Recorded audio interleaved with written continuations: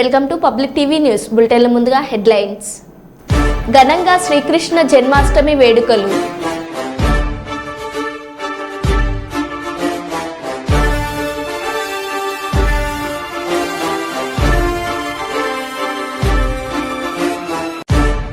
తుడి పట్టణంలో గంజాయి మత్తులో యువకుడు వీరంగం.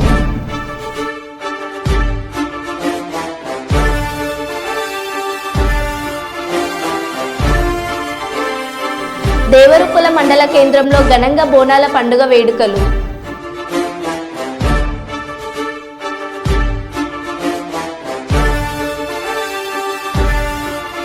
సుల్తానాబాద్లో మినీ స్టేడియం ఏర్పాటుకు కృషి చేస్తానన్నారు పెద్దపల్లి ఎమ్మెల్యే.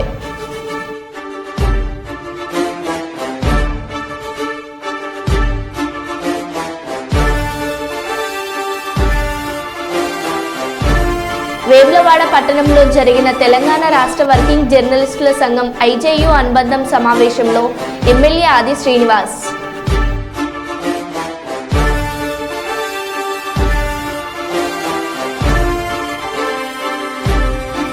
ఇక వివరాల్లోకి వెళ్తే, దేవరుపుల మండల కేంద్రంలో బోనాల పండుగ వేడుకలను ఆదివారం గ్రామస్తులు ఘనంగా నిర్వహించారు. మహిళలు గ్రామంలో ఊరేగింపుగా బయలుదేరారు. మేళ తాళాలు, డప్పు నృత్యాలు మధ్య మహిళలు శివసత్తుల పూనకాలతో పెద్ద ఎత్తున బోనాలతో గ్రామంలో తిరిగి అమ్మవార్లకు పూజలు నిర్వహించి పిల్లా పాపలను చల్లగా చూడాలని, పాడి పంటలు సమృద్ధిగా పండాలని అమ్మవారికి బోనం సమర్పించి మొక్కులు చెల్లించుకున్నారు.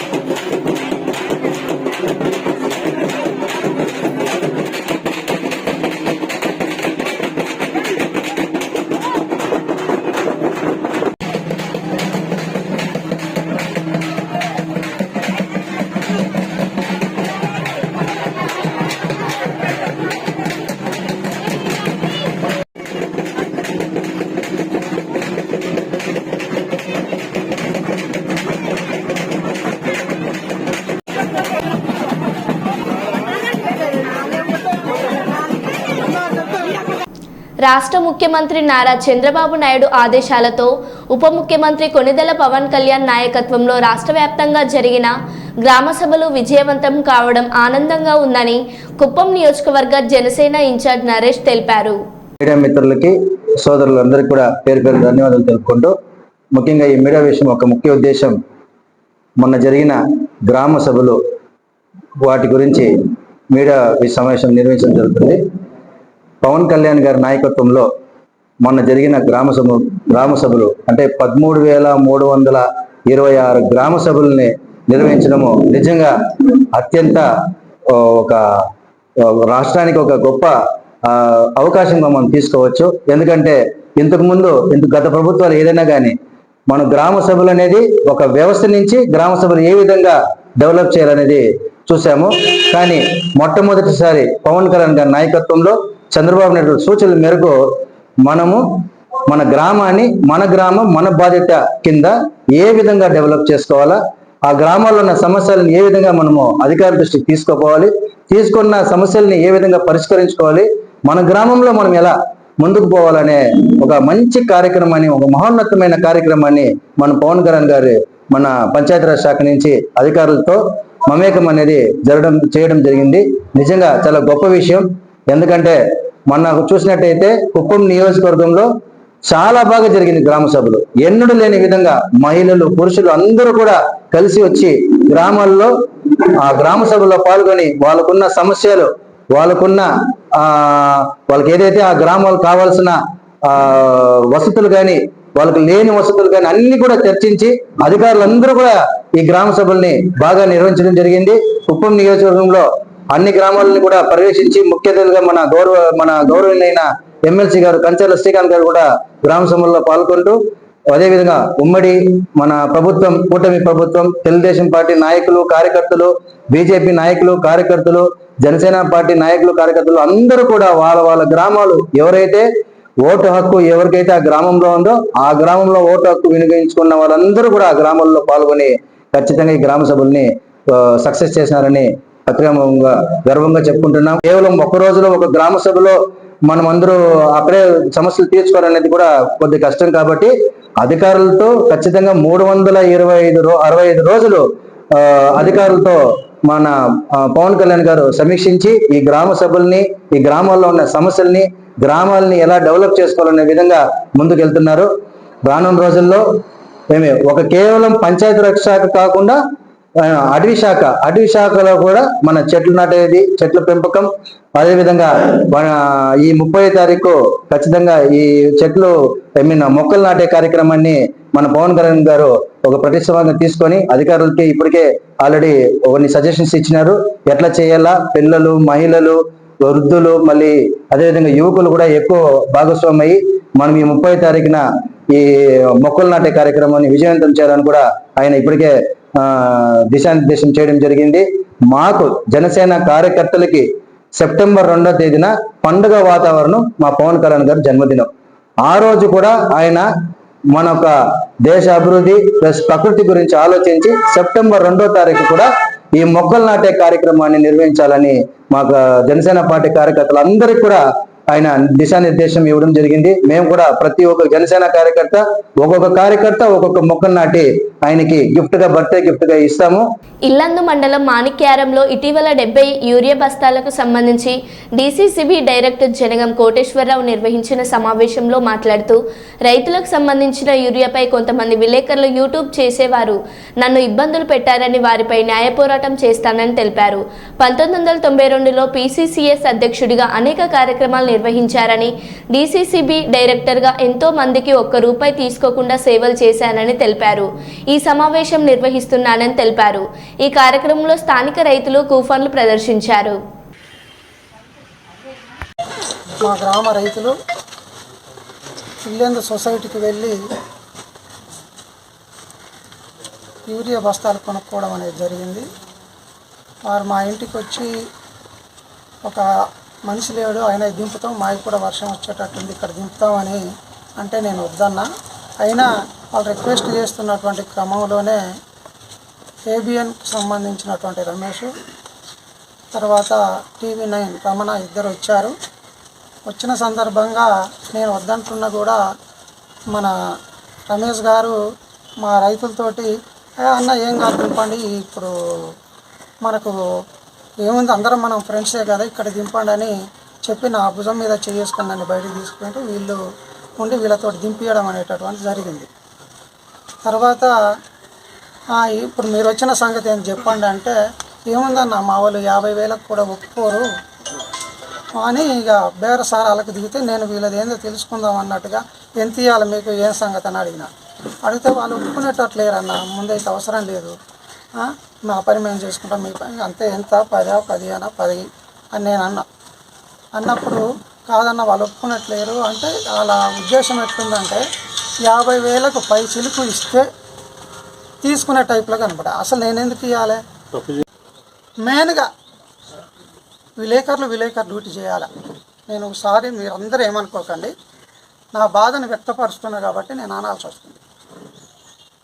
నాణానికి బొమ్మ బొరుసు ఉంటుంది, మంచికి పక్కన చెడు ఉంటుంది, మంచోళ్ళు ఉంటారు, చెడోళ్ళు ఉంటారు. ఒక రంగంలో ఏదన్నా తప్పు జరిగితే విలేకరు అనేటైనా వచ్చి ఆయనకు ఎవరికి తెలియకుండా షార్ట్ తీసుకొని అదో తీసుకొని పోయి న్యూస్ వేస్తారు. అది కామన్. వచ్చి బేరసారాలు చేయడం, నైట్ 12 దాకా తిరగడం, నైటు 8-9 గంటలకు మా ఇంటికి వచ్చి భయభ్రాంతులకు సృష్టించడం ఇది విలేకరులు చేసేటటువంటిది కాదు, ఇది కరెక్ట్ కాదనేటటువంటిది అంటున్నా. అలాగే ఈరోజు నా మీద చేసిన ఆరోపణలు అయితే అవి వాస్తవమైనటువంటివి. రైతులు ఉన్నారు, రైతులను అడగండి. సొసైటీ నుండి తీసుకొచ్చిన వాటికి నాకు ఎలాంటి సంబంధం లేదు. నేను ఇప్పటికైనా నా దగ్గరికి వచ్చి చేసినటువంటి వాటి మీద లీగల్గా ప్రొసీడ్ కాదలుచుకున్నా. ఏమేమి వచ్చిండ్రు, ఏం చేసిండ్రు, ఏం మాట్లాడినరు, ఏం జరిగింది, ఏంటి, నా ఇంటికి వచ్చి ఏం చేసిండ్రు, వీటన్నిటి మీద కూడా లీగల్గా ప్రొసీడ్ అయ్యి నేను మీకు అక్రిడేషన్ కార్డులు ఇవి ఉంటాయి. లేనటువంటి వాళ్ళు యూట్యూబ్ ఛానల్ వాళ్ళు వచ్చి డిమాండ్ చేసి ఇష్టం ఉన్నట్టుగా అక్కడ నుండి ఇక్కడికి నాతో ఒకరు మాట్లాడతారు, ఇంకొకరు మాట్లాడతారు, ఇట్లా చేసుకుంటూ చేసినారు. వీటన్నిటి మీద నేను లీగల్గా ప్రొసీడ్ అయ్యి అవసరం ఉంటే లీగల్గా ఏ సెక్షన్ దొరికినా కూడా నేను క్రిమినల్ చర్యలకు కూడా వెనకాడను, వాటికి కూడా తీసుకోవడానికి ప్రయత్నం చేస్తా. అంతేకాదు నేను ఫస్ట్ పరువు నష్టం దావా అనేది వేసుకున్నా. నేను దళితుని ఇంటికి వచ్చి 8:30-9 ప్రాంతంలో విలేకరులు వచ్చి అట్లా దౌర్జన్యంగా ప్రవర్తించేటటువంటిది ఎక్కడ విలేకరుల చట్టం ఉంటే మీరు దాన్ని ప్రవర్తించిన వాళ్ళు ఫాలో కండి. నేను మాత్రం ఊరుకునేటటువంటి ప్రసక్తి లేదు. వీటి మీద చర్యలకు మాత్రం పూనుకుంటానని విన్నవిస్తున్నా. సొసైటీ అవి చూస్తే ఒక విధంగా నా పరువు పోయింది చావాలి అనే దానికి కూడా ఒక సందర్భంలో గురైనటువంటి పరిస్థితి ఉంది. కాబట్టి నేను మాత్రం లీగల్గా ప్రొసీడ్ అయ్యి ఎవరెవరైతే వచ్చిండ్రో, ఎవరెవరైతే దీనికి బాధ్యులైనరో వాళ్ళందరి మీద లీగల్ చర్యలు తీసుకుంటా. పరువు నష్టం దావేస్తా. ఆ యూట్యూబ్ ఛానల్ ఉంది, అది రంజితో ఎవరో ఆయన కావాల్సినంత చేసిండు. యూట్యూబ్ ఛానల్ అక్కడ CEO ఎవరు ఉంటారో వాళ్ళకి కూడా రేపే నేను నోటీస్ పంపిస్తా. దానికి కావాల్సినటువంటి చర్యలు తీసుకోవడానికి నేను వెనకాడననేటటువంటిది తెలియజేస్తున్నాను. మదర్ తెరీసా గారి 114వ జన్మదినం సందర్భంగా స్థానిక గాయత్రి ఎస్టేట్లోని కేజే రాగమయూరి హాల్లో ఏర్పాటు చేసిన మెగా బ్లడ్ క్యాంప్ కార్యాలయంలో ముఖ్య అతిథులుగా పాల్గొన్న పార్నిం ఎమ్మెల్యే శ్రీమతి గౌరు చరితారెడ్డి. ఈ కార్యక్రమంలో డాక్టర్ గోవిందారెడ్డి గారు, కేజే రెడ్డి తదితరులు పాల్గొన్నారు.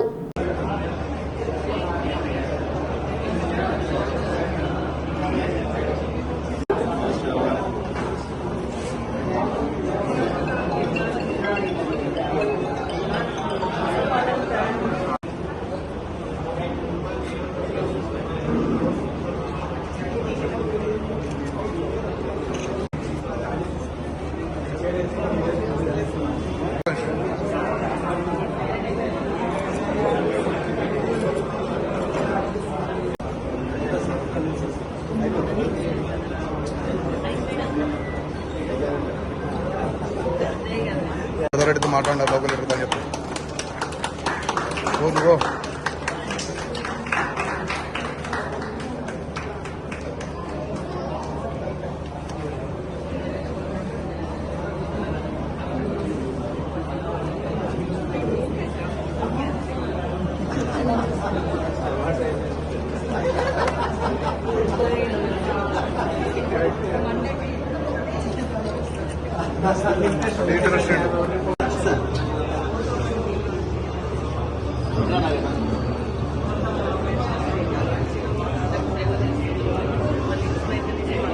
క్రీడలకు పుట్టినిల్లు అయిన సుల్తానాబాద్లో మినీ స్టేడియం అభివృద్ధికి కృషి చేస్తానన్నారు పెద్దపల్లి ఎమ్మెల్యే చింతకుంట విజయరమణారావు.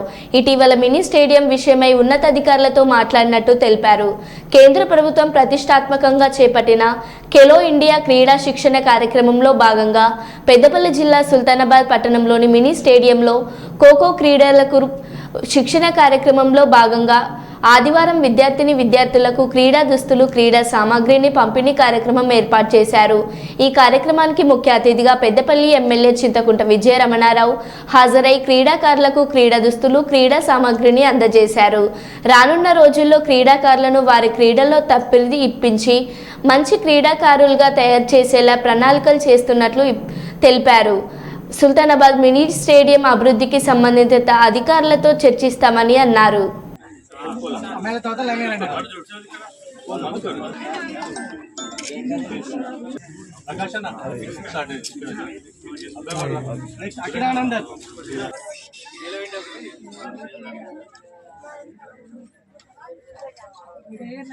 మరి ఖేలో ఇండియా కార్యక్రమాన్ని మరి సుల్తానాబాద్ మన ప్రాంతంలో దీన్ని నిర్వహించడం అనేది మనందరికీ కూడా గర్వకారణం. ఎందుకంటే సుల్తానాబాద్ అంటేనే క్రీడలకు పుట్టినిల్లు.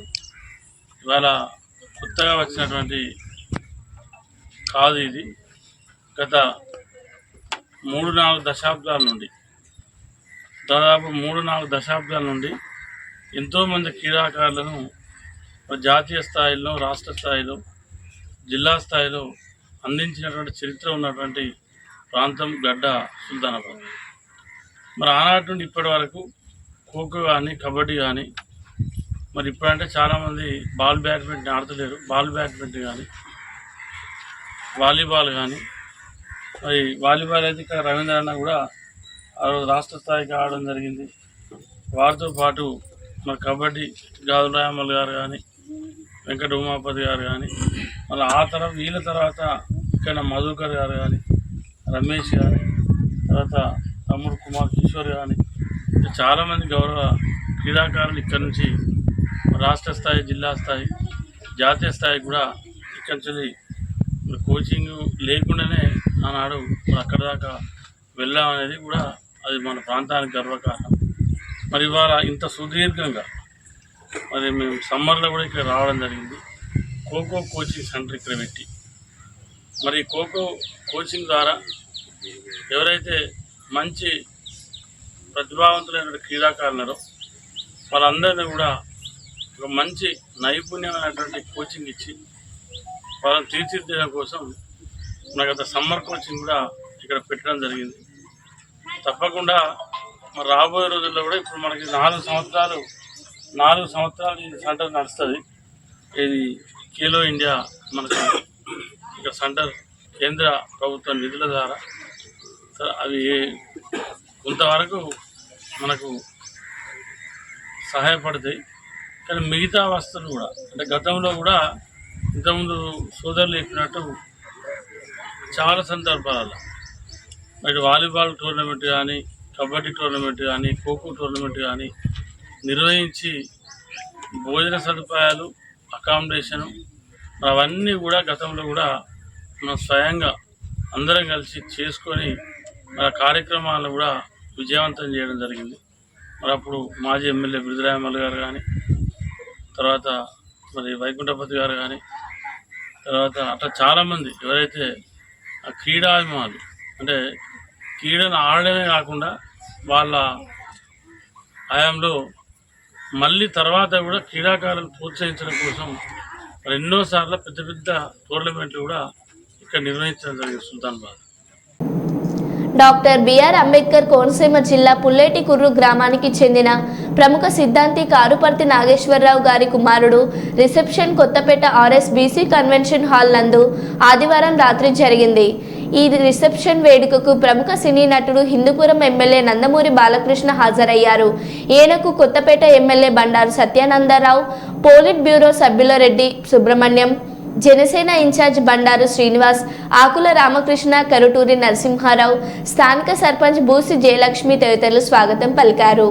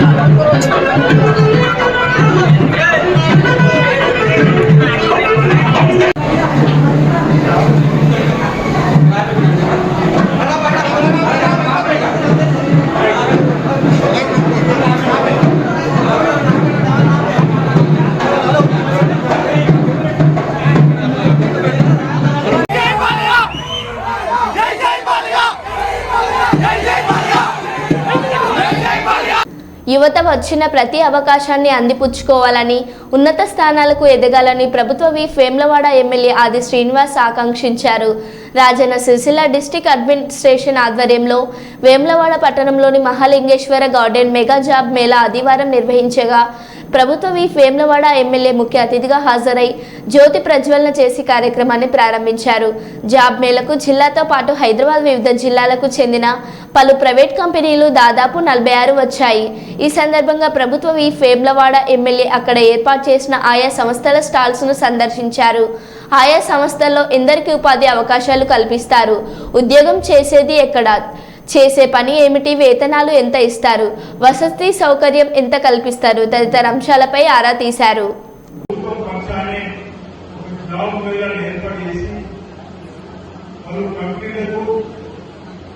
ఈ మధ్యలో సమన్వయం చేస్తూ రాష్ట్ర ప్రభుత్వమే ఇక్కడ జిల్లా కలెక్టర్ గారు ప్రత్యేక అధికారి రాఘవేంద్ర గారు సంబంధించిన తీసుకొని 3 రోజులుగా ఆర్టీఓ గారు ఏర్పాట్లు పోలీస్ శాఖను ఖండన చేస్తూ మీ అందరూ కూడా ఎలాంటి ఇబ్బందులు కలగకుండా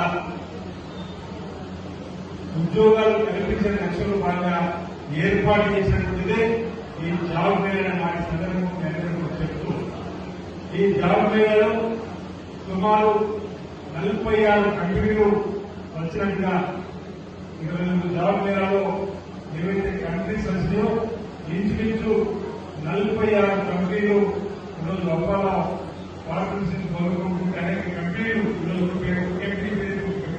బాగుంది కాబట్టి 46 కంపెనీలు రిజిస్టర్ కాబట్టి అక్కడ ప్రోగ్రెస్ తీసుకునే విధంగా సిద్ధమైన సందర్భంలో ఇక్కడ హాజరైనటువంటి ఉద్యోగం కావాలని కోరుకున్నటువంటి యువతి యువకులు మీకు ఉన్నటువంటి ఉత్సాహంతో ఏ ఉద్యోగం అయితే చేయగలుగుతో మీరు గైడెన్స్ కూడా ఇక్కడ ఉన్నటువంటి వాళ్ళకు మార్గదర్శకాలు చూపిస్తారు. దానికి అనుగుణంగా మీరంతా ఆయా కంపెనీలలో మీరు పేరు నమోదు చేసుకుని ఉద్యోగాలు పొందే విధంగా ఈ రోజే రాఘవేంద్ర గారు అనుకున్న 500 పైన ఇవ్వగలుగుతామని నేను అనుకున్నాక వీలైనంత ఎక్కువగా వచ్చిన ప్రతి ఒక్కరు కూడా ఉద్యోగం పొందినటువంటి సంతోషం ఎండిపోయే విధంగా ప్రతి ఒక్కరు కూడా ఈ కంపెనీలో జాగ్రత్తగా ఏర్పాటు చేయవలసిందిగా నేను సందర్భంగా రాఘవేంద్ర గారిని కోరుతూ 1000 వరకు చెప్పిస్తా అంటాను. కోర్టు సాయంత్రం వరకు కూడా మీ అందరికీ కూడా అన్ని కంపెనీలు ఉన్నటువంటి వాళ్ళకు నేను ఒకటే విజ్ఞప్తి చేసి మీ ప్రాంతంలో నిరుద్యోగులు ఉన్నటువంటి ఎవరైతే ఉత్సాహంగా ఉన్నటువంటి మీ కంపెనీలకు పనిచేయడానికి వచ్చిందో వాళ్ళందరికీ కూడా మరి మీ కంపెనీలో చక్కటి ఉద్యోగాన్ని ఇప్పించుకొని వారికి మెరుగైనటువంటి జీవన నిర్ణయంలో తోడ్పడవలసిందిగా ఆయా కంపెనీలకు ఈ సందర్భంగా నేను విజ్ఞప్తి చేస్తూ ఈ రాష్ట్ర ప్రభుత్వం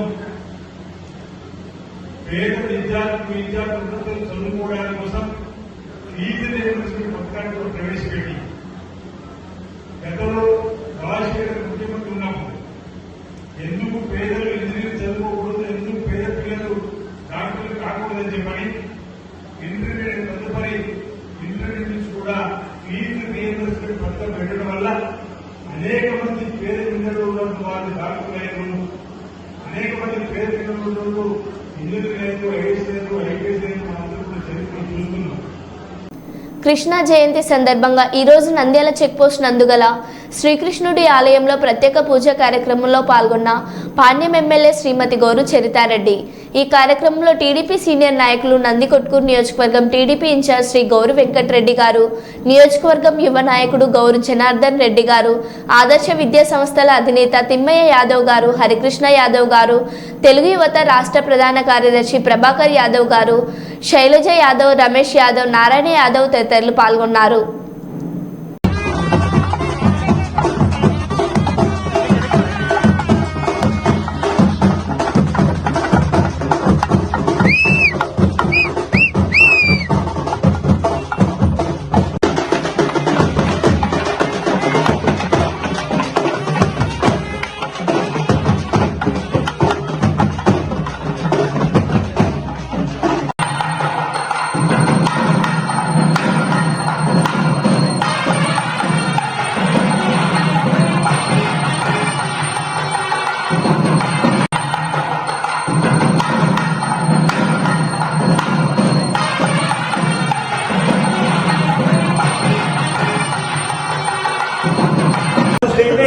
भरतवर्षे भरतखण्डेशकाब्धे मेरोः दक्षिणदिग्भागे श्रीरङ्गस्य उत्तरदिक्प्रदेशे गन्धाकावेर्योः मध्यप्रदेशस्मिन् वर्तमान व्यावहारिकचान्द्रमाने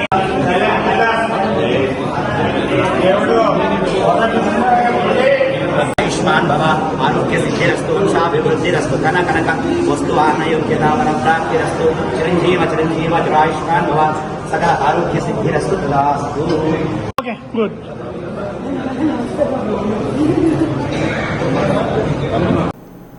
మరో బులెటిన్లో మళ్ళీ కలుద్దాం. Stay tune.